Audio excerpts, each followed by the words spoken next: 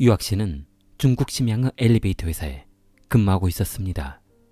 중국 후 90년대 경제 성장은 놀라울 정도로 급성장할 시기였어 모든 청년들의 실업률이 아주 저조했습니다. 대부분의 청년들은 직장에서 일해도 될 만큼 공장들이 아주 많았습니다.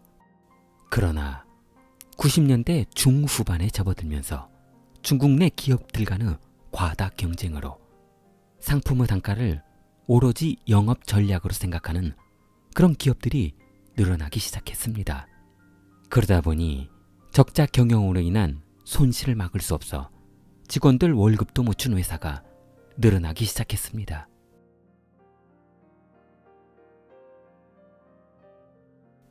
여기 유학신도 회사 부도로 인한 실업자 중 한 사람이었습니다. 학신은 젊은 나이에 엘리베이터 회사에 취직 후 줄곧 이 회사에만 근무했던 터라 회사에서 인정을 받았습니다. 한때 회사의 어려움으로 많은 직원들이 사직을 했지만 학신은 끝까지 회사에 남아 헌신적으로 일했습니다. 어려웠던 회사는 인수자가 나타나 다시 흑자로 돌아섰고 직원은 200명에 육박했습니다. 회사에서는 학신의 공로를 인정하여 주임, 대리, 과장 과정을 단숨에 지나 42세에 이사가 되었습니다. 회사는 신제품 개발과 신성장 프로젝트 계획으로 성장하고 있었습니다. 42세의 젊은 이사 학신은 돈과 시간이 생기다 보니 슬슬 술과 여자를 가까이 하기 시작했습니다. 학신은 거래처 손님과 매일 룸사롱에서 술을 마시며 휘청거리다 집에 들어가기 일쑤였고 이제 술 마시고 노는 것도 질리기 시작했습니다. 그러던 어느 날 학신은 친구와 식사하던 중 이런 고충을 이야기했습니다. 술 마시는 것도 지겨우니 뭐 재미난 것이 없냐며 물었습니다. 그러자 친구는 내가 요즘 사교 댄스장을 다니고 있는데 같이 한번 해보는 것은 어떠냐고 물었습니다. 학신은 본인 배를 가리키며 그럼 운동도 많이 되고 살이 빠질 수 있냐며 물었습니다. 학신은 매일 술과 고기로 배만 채우고 있어 운동을 안 하다 보니 체중이 많이 불었기 때문입니다. 친구는 학신에게 운동도 되며 살도 많이 빠질 것이라면서 사교 댄스를 적극 추천했습니다. 그렇게 학신과 친구는 사교 댄스 학원에서 댄스를 배우기 시작했습니다. 전문가에게 배우다 보니 학신의 춤솜씨는 하루가 다르게 좋아지고 있었고 학신도 매일매일 춤 생각뿐이었습니다. 길을 걷다가도 커피를 타러 가다가도 학신은 어제 배운 춤 동작 다이아몬드 스텝을 복습하고 있었습니다. 학신의 스텝은 너무 화려해서 여성들의 호기심을 자극했습니다. 학신이 무대 중앙에 서기만 하면 발이 안 보였고 손놀림은 마치 바람에 흔들리는 갈대와 같았습니다. 그러다 보니 학신의 춤 실력은 일취월장해서 캬바레의 아주머니들이 서로 춤을 추고 싶어 기다릴 정도였습니다. 그러나 충격적인 것은 학신이 춤을 배우며 춤 실력이 늘어날 동안 회사는 경영이 악화되고 있었습니다. 대기업도 아니고 중소기업 회사인 이 회사의 임원이 춤바람이 나서 상품 개발이며 신성장 프로젝트 계획을 검토하지 않고 있다 보니 회사는 부도 직전의 상황까지 몰려왔습니다. 직원들은 회사의 환멸을 느끼며 항의했습니다. 그리고 또다시 직원들은 떠나갔습니다. 1999년 학신이 근무하는 엘리베이터 회사는 파산했습니다. 이제 학신은 실업자가 되었습니다. 학신은 눈물을 흘리며 이제 2번 다시는 춤추지 않을 거라며 다짐했습니다. 2번 다시 캬바레에 들어가면 발모가지를 잘라버릴 것이라며 대성통곡하면서 다짐했습니다.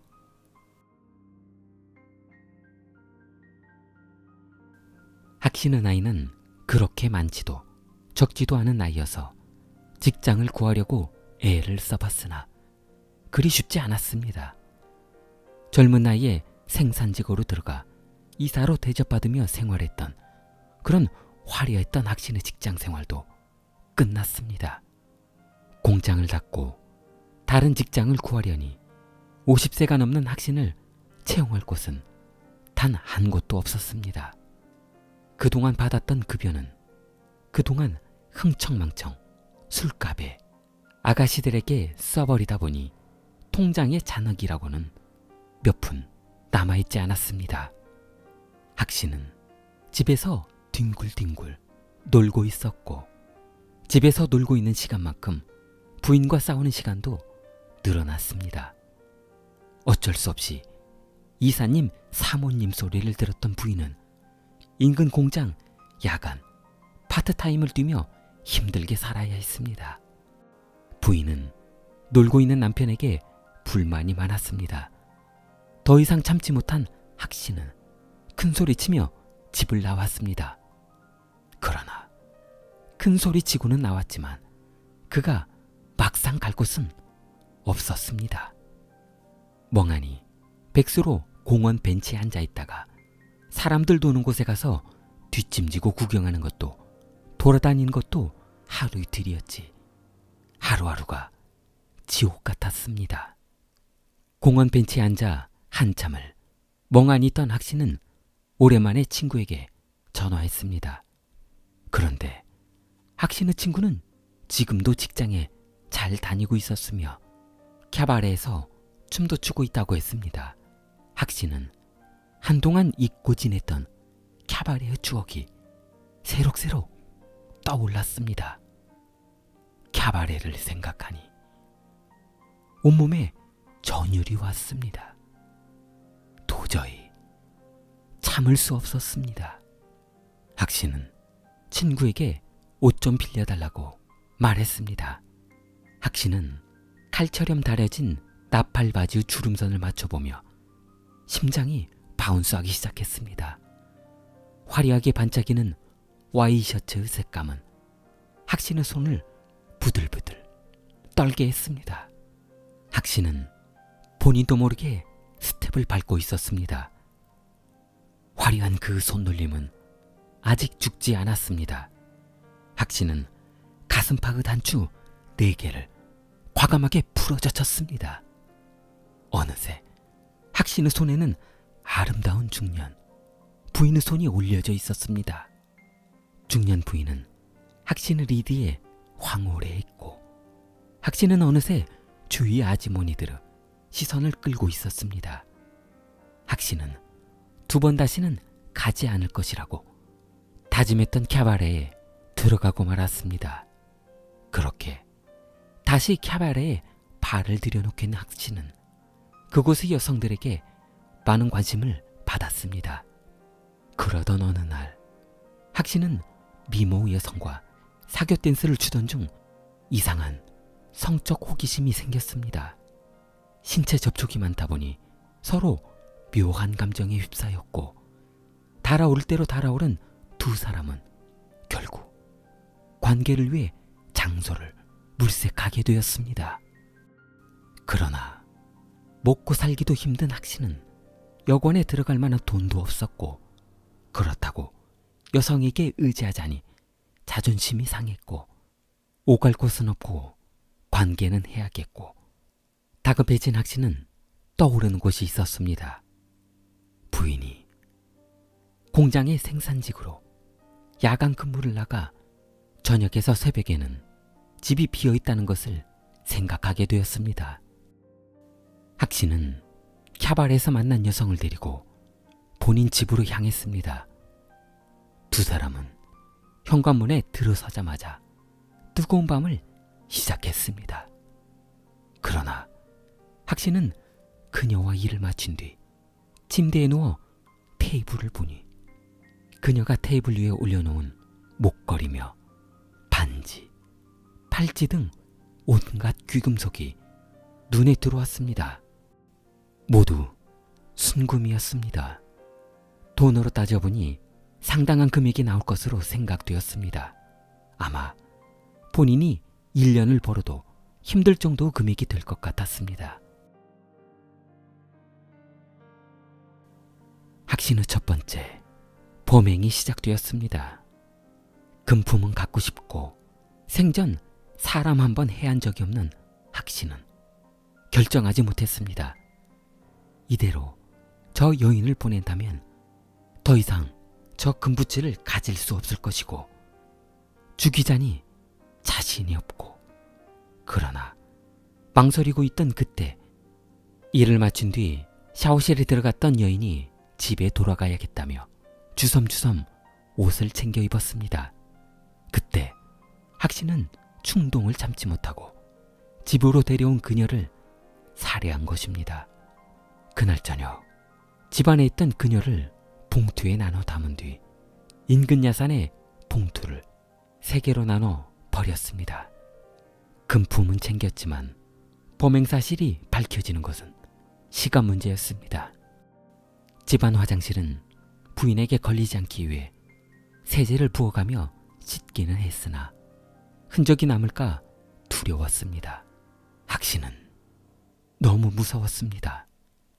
금품에 눈이 멀어 살해를 하긴 했지만 만약 범행이 밝혀지게 된다면 본인도 사형당할 것이 뻔하다는 것을 알고 있었기 때문입니다. 학 씨는 부인에게 잠시 시골 고향집에 다녀오겠다며 시골로 떠났습니다.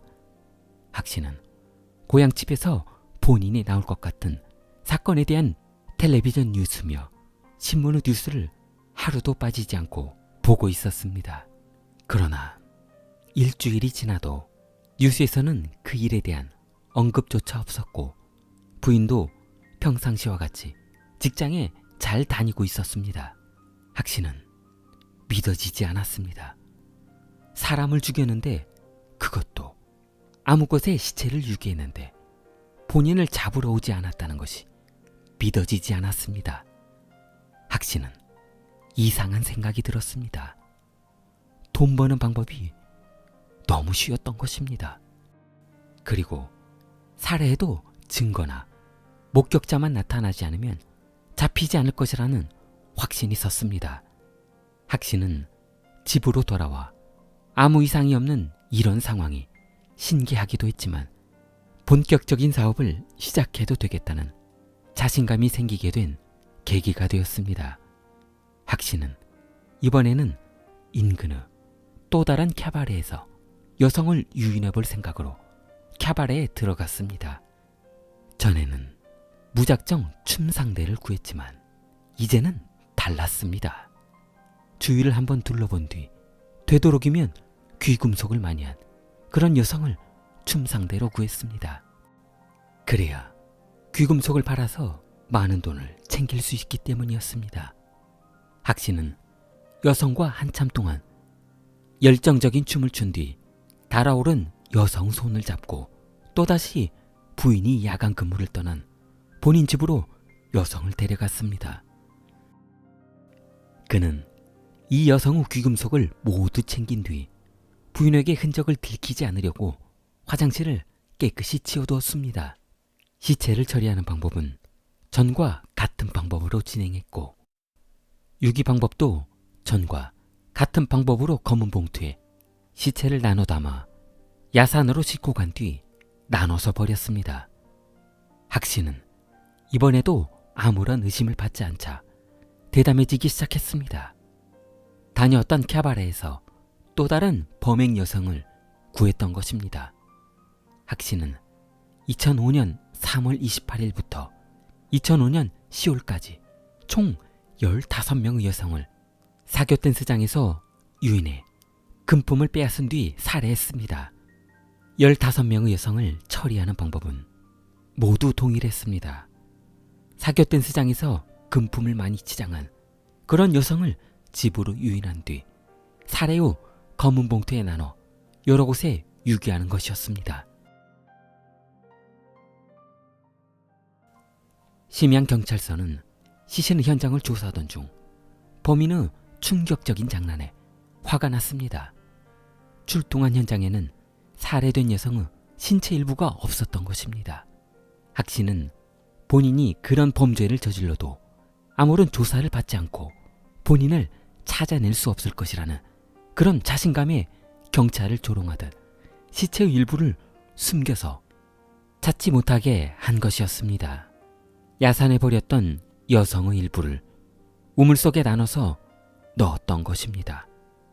그러나 경찰의 입장에서는 살해당한 여성의 신체 전부를 찾아야만 했는데 일부를 찾지 못하자 경찰 내부에서 본인들을 농간하는 듯한 살인범 행동에 자존심이 상했던 것입니다.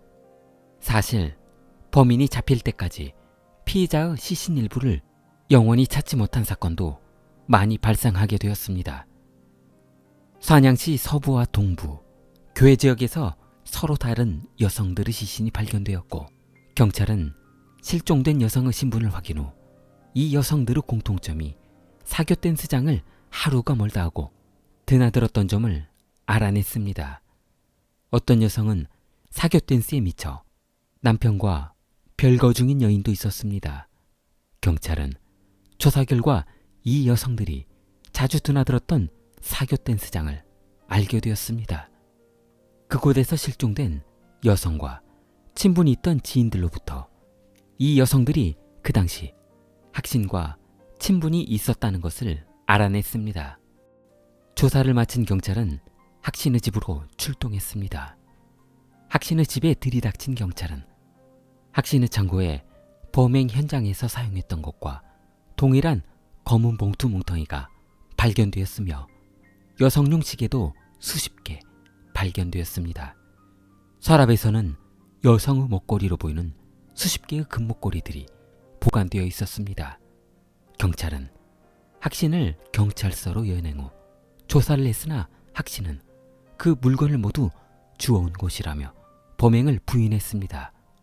그러자 학신의 집에서 조사 중이던 과학수사대는 학신의 욕실에서 충격적인 모습을 발견합니다. 화장실 전체가 파란색 혈흔으로 감지된 것입니다. 천장이며 사방천지 벽이며 변기 뚜껑까지 모두 혈흔이 나왔습니다. 화장실에서 서로 다른 피해자의 혈흔이 7개가 나왔습니다. 경찰은 학신의 집 귀중품에서 나온 DNA와 시체에서 나온 유전자를 대조 살해된 여성이 총 15명이었다는 것을 알게 되었습니다. 경찰이 한참 조사 중이던 아침, 이런 사실을 모르고 있던 학신의 부인은 퇴근 후 집으로 올라가던 중 아파트 입구를 막아선 경찰을 보며 본인 집일 것이라고는 생각하지 못하고 인근 주민의 집에 도둑이 들었나 보다 하고 생각했다고 합니다. 그러나 남편의 범죄 행위를 알게 된 후 기절했습니다. 남편이 범행 장소로 사용했던 화장실에서 수많은 여성을 죽였다고 생각하니 너무 무서웠습니다. 그런 화장실에서 본인이 씻으며 생활했다는 것이 정신적으로 가장 큰 충격이 되었습니다. 중국 심양법원은 학신에게 강도죄와 강도살인죄를 적용하였습니다. 법원은 학신의 잔인한 방법과 사회에 퍼지는 영향력을 고려하여 2006년 11월 8일 사형을 선고하였습니다. 좋아요, 구독 부탁합니다. 킬리였습니다.